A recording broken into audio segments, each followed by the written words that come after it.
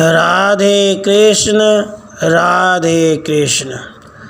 श्रद्धा का और शास्त्र विपरीत घोर तप करने वालों का वर्णन आहार, यज्ञ, तप और दान के पृथक पृथक भेद तथा ओम तत् सत के प्रयोग की व्याख्या। गीता के 16वें अध्याय के आरंभ में श्री भगवान ने निष्काम भाव से सेवन किए जाने वाले शास्त्र विहित गुण और आचरणों का दैवी संपदा के नाम से वर्णन करके फिर शास्त्र विपरीत आसुरी संपत्ति का कथन किया।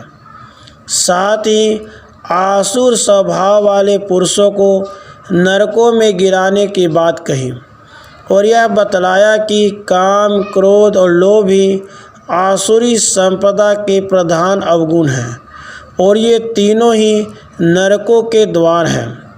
इनका त्याग करके जो आत्म कल्याण के लिए साधन करता है वह परम गति को प्राप्त होता है। इसके बाद यह कहा कि जो शास्त्र विधि का त्याग करके मनमाने ढंग से अपनी समझ से जिसको अच्छा कर्म समझता है वही करता है, उसे अपने उन कर्मों का फल नहीं मिलता। यह तो ठीक ही है, परंतु ऐसे लोग भी तो हो सकते हैं जो शास्त्र विधि का तो न जानने के कारण अथवा अन्य किसी कारण से त्याग कर बैठते हैं तथा यज्ञ, पूजा आदि शुभ कर्म श्रद्धापूर्वक करते हैं। उनकी क्या स्थिति होती है, इस जिज्ञासा को व्यक्त करते हुए अर्जुन भगवान से पूछते हैं। अर्जुन बोले, हे श्री कृष्ण, जो श्रद्धा से युक्त मनुष्य शास्त्र विधि को त्याग कर देवता आदि को पूजन करते हैं, उनकी स्थिति फिर कौन सी है, सात्विकी, राजसी या तामसी? श्री भगवान बोले, मनुष्यों की वह शास्त्रीय संस्कारों से रहित केवल स्वभाव से उत्पन्न श्रद्धा सात्विकी, राजसी, तामसी ऐसे तीनों प्रकार की होती है, उसको तुम मुझसे सुन। हे भारत, सभी मनुष्यों की श्रद्धा उनके अंतःकरण के अनुरूप होती है। यह पुरुष श्रद्धा में है, इसलिए जो पुरुष जैसा श्रद्धा वाला है वह स्वयं भी वही है। श्रद्धा के अनुसार मनुष्यों की निष्ठा का स्वरूप बतलाया गया। इससे यह जानने की इच्छा हो सकती है कि ऐसे मनुष्यों की पहचान कैसे हो कि कौन किस निष्ठा वाला है। इस पर भगवान श्री कृष्ण कहते हैं, सात्विक पुरुष देवों को पूजते हैं, राजस पुरुष यक्ष और राक्षसों को, अन्य जो तामस मनुष्य हैं वे प्रेत और भूत गणों को पूजते हैं। जो मनुष्य शास्त्र विधि से रहित केवल मना कल्पित घोर तप को तपते हैं तथा दंभ और अहंकार से युक्त एवं कामना, आसक्ति और बल के अभिमान से भी युक्त हैं, जो शरीर रूप में स्थित भूत समुदाय को और अंतःकरण में स्थित मुझ परमात्मा को विकृत करने वाले हैं, उन अज्ञानियों को तू आसुर स्वभाव वाले जान। विविध स्वाभाविक श्रद्धा वालों के तथा घोर तप करने वाले लोगों के लक्षण बतलाकर अब भगवान सात्विक का ग्रहण और राजस तामस का त्याग कराने के उद्देश्य से सात्विक, राजस, तामस, आहार, यज्ञ, तप और दान के भेद सुनने के लिए अर्जुन को आज्ञा देते हैं। भोजन भी सबको अपनी अपनी प्रकृति के अनुसार 3 प्रकार का प्रिय होता है, वैसे ही यज्ञ, तप और दान भी 3 प्रकार के होते हैं। उनके इस पृथक पृथक भेद को तुम मुझसे सुन।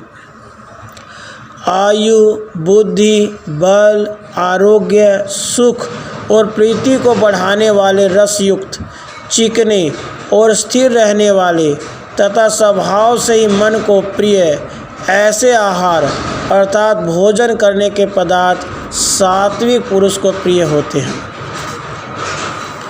कड़वे, खट्टे, लवण युक्त, बहुत गर्म, तीखे, रूखे, दाहकारक, दुख, चिंता, रोगों को उत्पन्न करने वाले आहार अर्थात भोजन करने के पदार्थ राजस पुरुष को प्रिय होते हैं। जो भोजन अधपका, रस रहित, दुर्गंध युक्त, बासी और उच्छिष्ट है तथा जो अपवित्र भी है, वह भोजन तामस पुरुष को प्रिय होता है।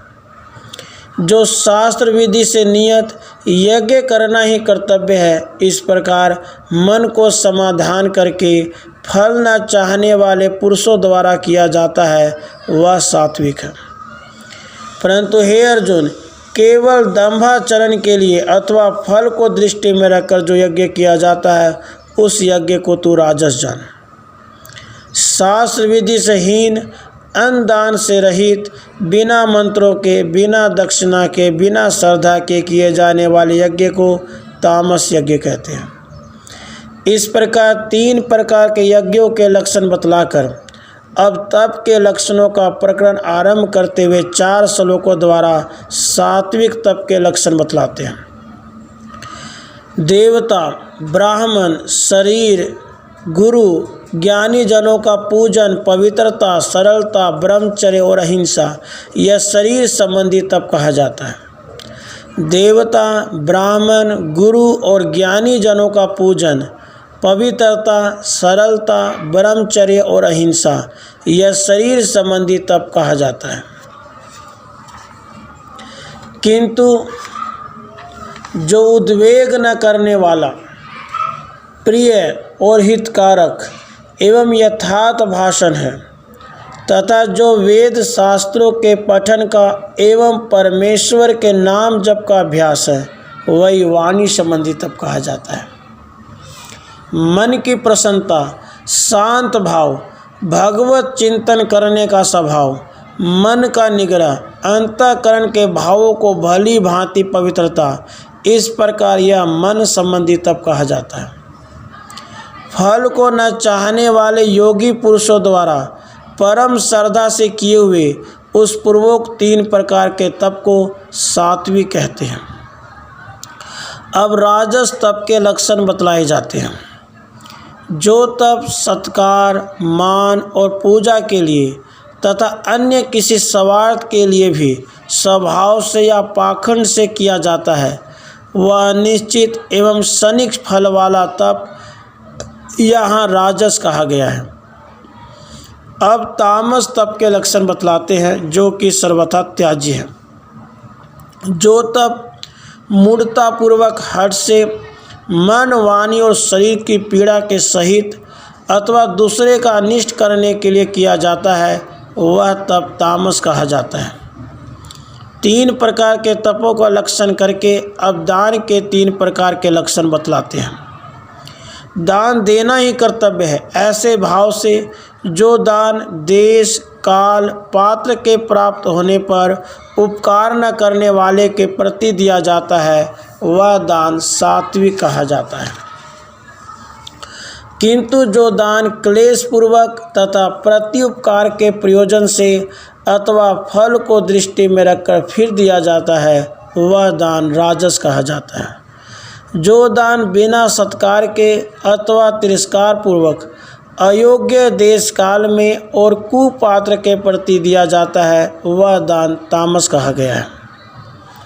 अब सात्विक यज्ञ, दान और तप उपादेय क्यों है, भगवान से उनका क्या संबंध है तथा उन सात्विक यज्ञ, तप और दानों में जो अंग वैगुण्य हो जाए उसकी पूर्ति किस प्रकार होती है, यह सब बतलाने के लिए अगला प्रकरण आरंभ किया जाता है।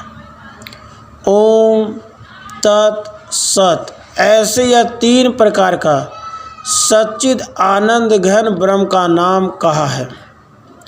उसी ब्रह्म से सृष्टि के आदि काल में ब्राह्मण और वेद तथा यज्ञ आदि रचे गए। परमेश्वर के उपयुक्त ओम तत् सत इन 3 नामों का यज्ञ, दान, तप आदि के साथ क्या संबंध है, ऐसी जिज्ञासा होने पर कहते हैं।